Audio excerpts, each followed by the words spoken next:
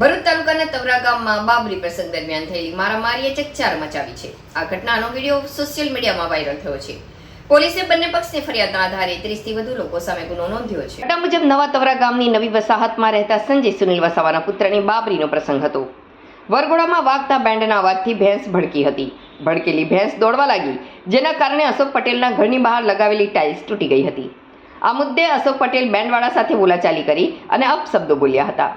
પરિસ્થિતિ વણસતા અશોકના સમર્થનમાં 16 જેટલા લોકો આવી ગયા અને હુમલો કર્યો હતો। આ ઘટનામાં 6 થી વધુ લોકોને ઈજાઓ થઈ હતી।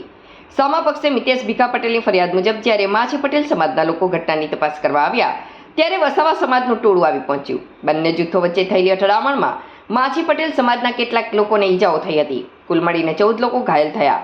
પોલીસે તાત્કાલિક કાર્યવાહી કરવા બંને પક્ષની ફરિયાદ નોંધી છે અને આગળની તપાસ શરૂ કરી છે।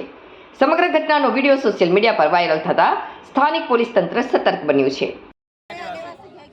તવરામાં અમારા આદિવાસી વિસ્તારમાં લડાઈ થવાથી પટેલ લોકોએ અમારા આપના વ્યક્તિને મારેલા છે, તેમાં અમારી કમ્પ્લેન લેવામાં આવેલી નથી ને જે લગી અમારી કમ્પ્લેન લેવામાં આવે નહીં તે લગી અમે આંદોલન કરીશું અને અહીંયા જ રહીશું।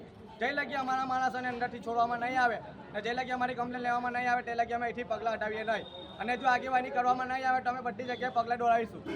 એની માટે કલેક્ટરમાં જવા માટે પણ રાજી છે। આપણે કલેક્ટરમાં બી જઈશું, ડીએસપીમાં પણ જઈશું, પણ અમારી કમ્પ્લેન લેવામાં નહીં આવે તો અમે અહીંથી કશે નહીં જઈશું।